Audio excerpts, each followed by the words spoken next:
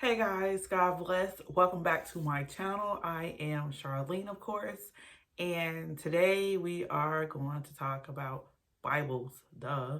I'm going to talk about Bible preference.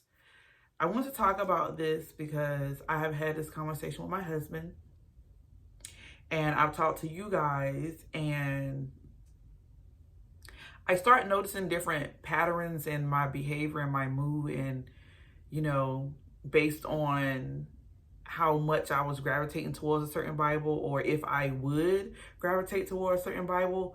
And I come to the conclusion that my Bible has to be as unique as I am.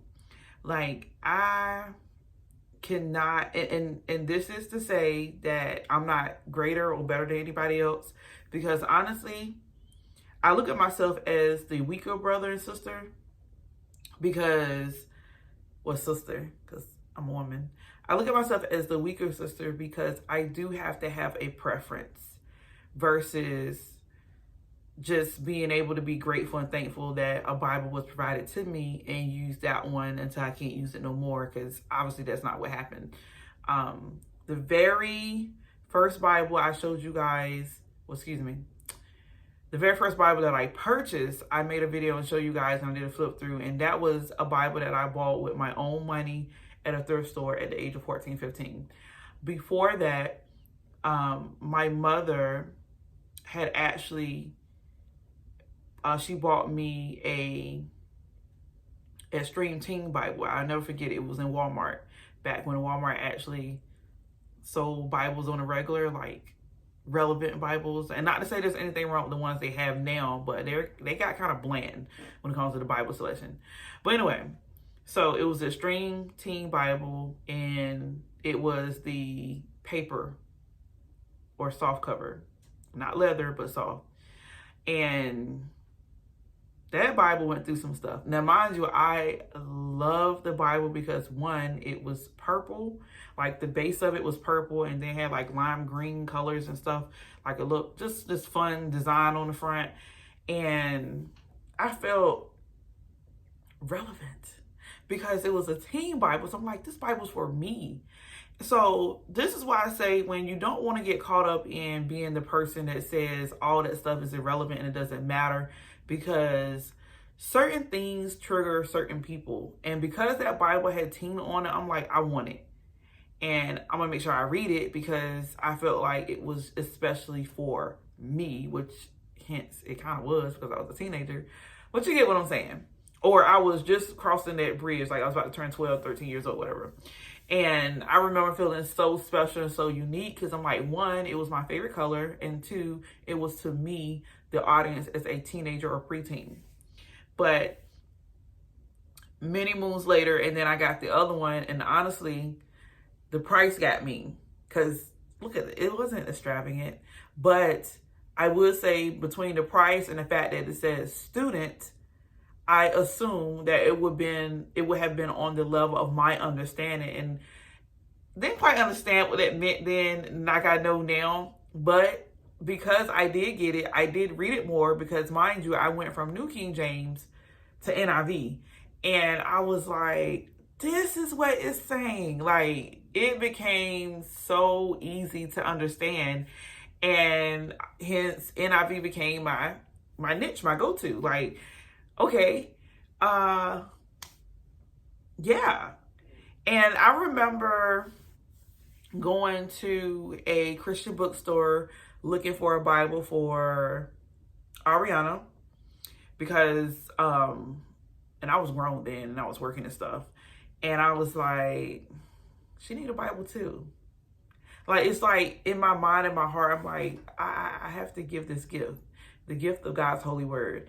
And I remember I went and I was looking, I'm like, wow, even the children's Bible are expensive. But this is before I understood that I can go on Amazon or eBay and get Bibles, or even go back to another thrift store. Like, I just thought that at that time when I got my first thrift store Bible, I thought I was just, like, God just cracked heaven and just placed it there for me. Like, I didn't think or understood that people often did that. So I went to a Christian bookstore, which I know is expensive. And I was looking and looking and looking. I'm like, these Bibles are expensive. So finally, I found the Little Hands Bible, the Precious Bible. And it was pink. And at the time, she liked pink. And I said, that is so adorable. Now, I almost didn't buy it because of the small print. But I opened it, I said, can you read that? And she said, yes, I can. And I was still kind of iffy, but it's the fact that it was like in her hand and little and perfect. I'm like, who can say no to that? So I paid like $26, $27 for it. And I remember I'm talking to the lady in the store, and she said that, and I was like, I'm a little concerned because it's New King James. And she said, don't worry about that. Like, you know, she will be able to understand it. Or something like, if not, then that's just more reason to discuss the Bible, something like that, she said. And she said, me personally, I'm more comfortable in NIV. Like, I tried many translations and I'm back to NIV. And I said, me too. And she said, you know what's funny? She said, someone actually told me that because I'm reading NIV, I'm going to hell. And I remember thinking to myself, oh no, like, because that's the only Bible I had at the time. Like I said, my Extreme Teen Bible was ruined by now. I don't even know where it was. Still don't know where it's at. Don't know what happened to it. Like, I hate to think that it got thrown away, but probably did. But the cover was coming off, pages was coming out, and I used that Bible. Like, I read and used that Bible. But anyway, I remember thinking to myself that was a ugly thing to say to someone, because in my mind, in my heart, I'm like, but that's the only one I can understand right now.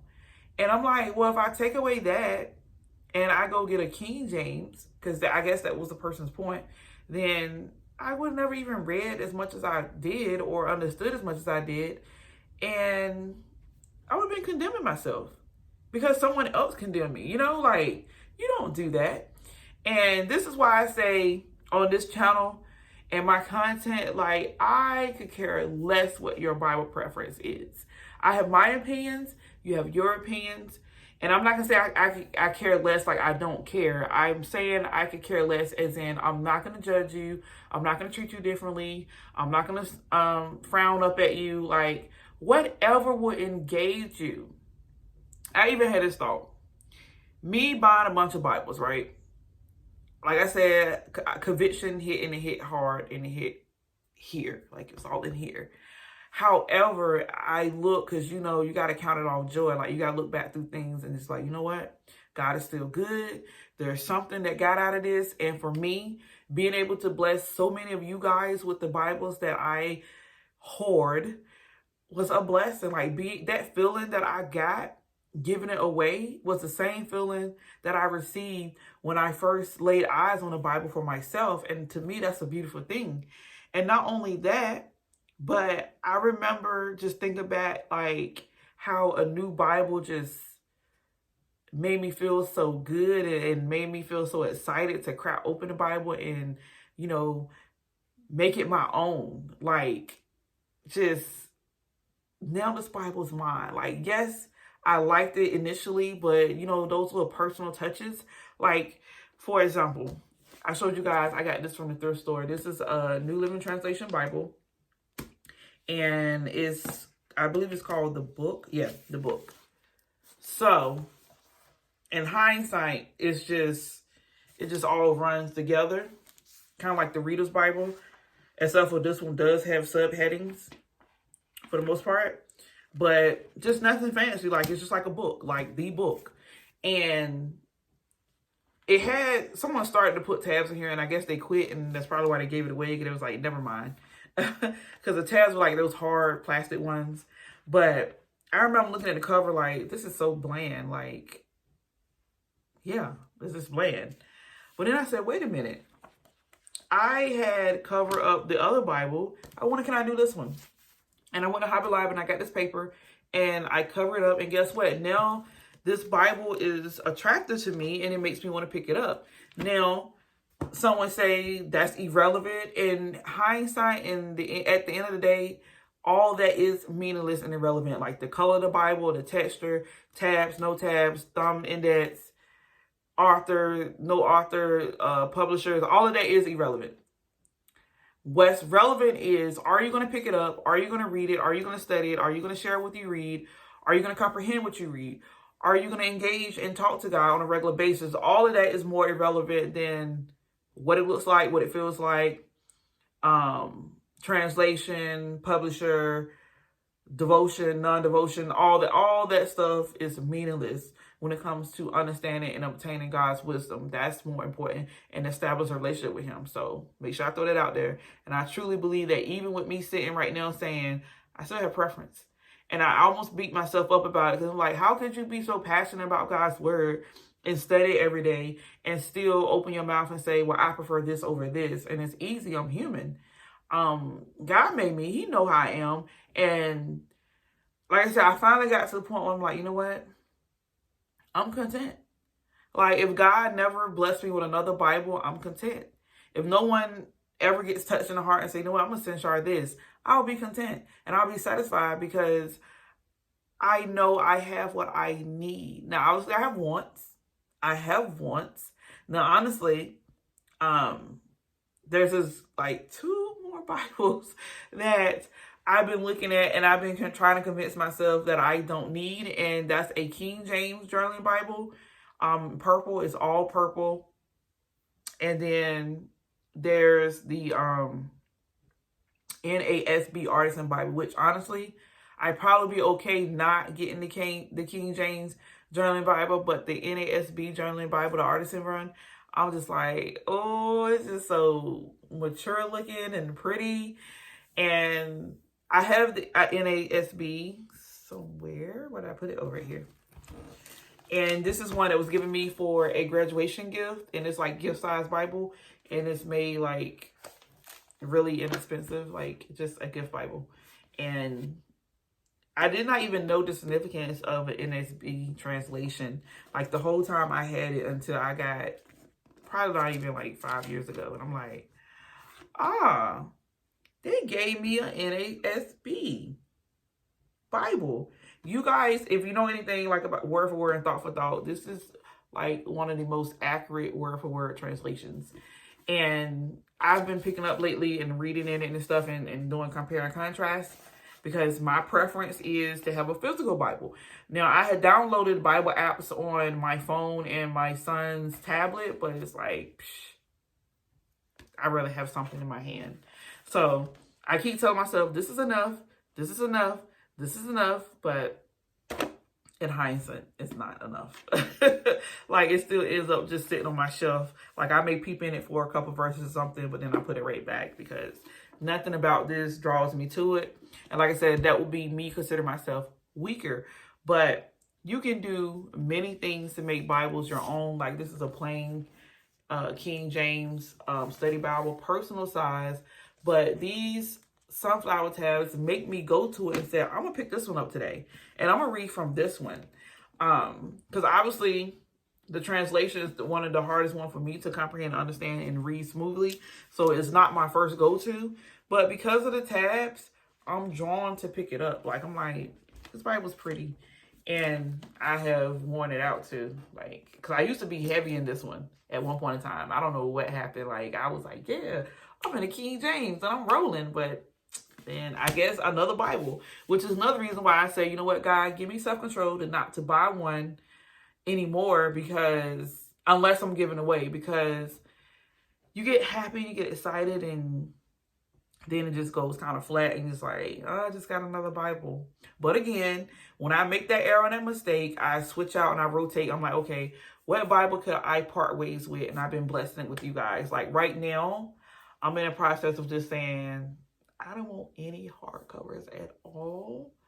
So if I do that, that's 1, 2, 3, 4 more that has to get out of here.